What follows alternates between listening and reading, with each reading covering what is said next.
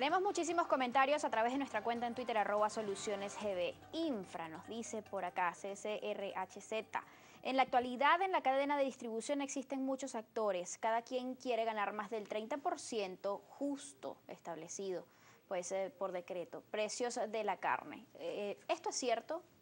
¿Reconocen ustedes esas disparidades que hay? Fíjate, no puede ser, creo que el diputado lo comentó hace rato, que tenga el mismo porcentaje de rentabilidad, que tenga el mismo manejo, que se maneje de una forma similar a un frigorífico, a un matadero, donde se benefician los animales, que pasa 48 horas con un animal y lo manda a través de un transporte hacia los centros de comercialización, que el trato que tiene que tener el productor primario nacional, que tiene que pasar 9 años, el criador, 9 años gestando el animal y después 30, 40 meses, en el mejor de los casos, para poder ofrecer un toro a beneficio. Entonces, cuando no se tiene absoluta claridad para entender cómo realmente es el manejo no solamente del sector primario, sino de toda la cadena. Nosotros es importante que sepan que nos estamos reuniendo el circuito cárnico nacional, llámese productores agropecuarios, carniceros,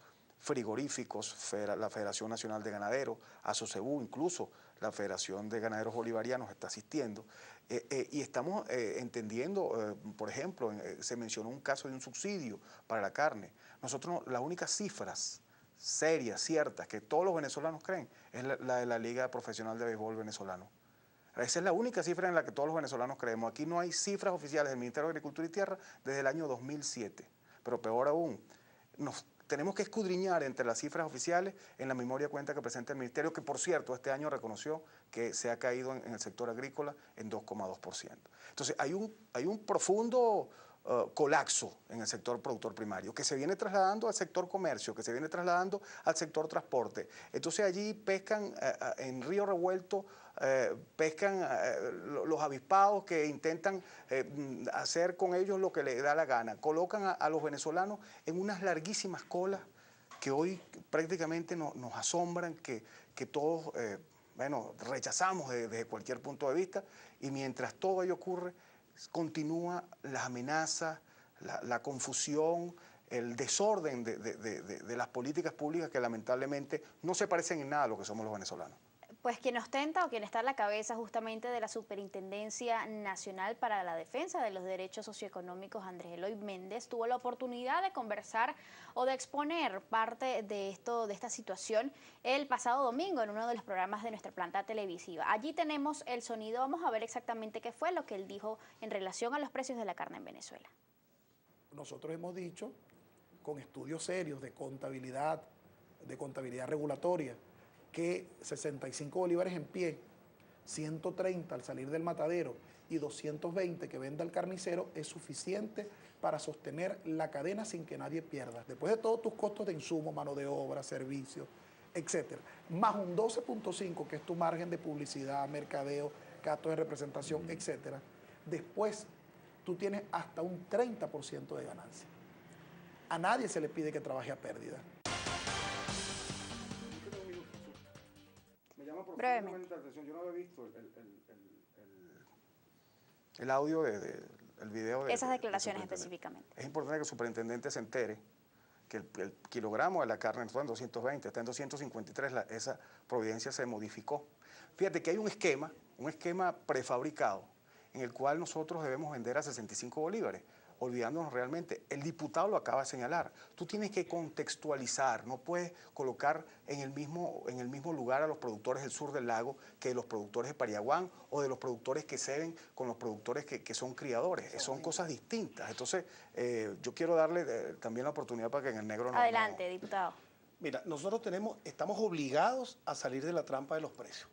Yo he reconocido, empezando el programa, que hay un rezago de los precios reales de los productos y lo tengo plasmado en un libro, de manera que yo he dejado testimonio escrito de cuáles han sido mis posiciones. Es decir, que se sigue produciendo pérdidas aún con estos precios. Eso no quiere decir que haya un rezago, no quiere decir que se está produciendo a pérdidas, son dos cosas totalmente distintas.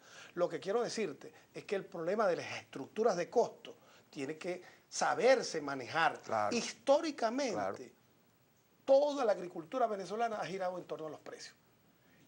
Cuando se habló de aquel célebre milagro agrícola de Gómez Álvarez, Eso lo que fue una política de precios que estimuló la producción agrícola claro. y hubo una expansión en la producción, porque los productores se sintieron estimulados. A los 2 años, las estructuras de costos se tragaron eso.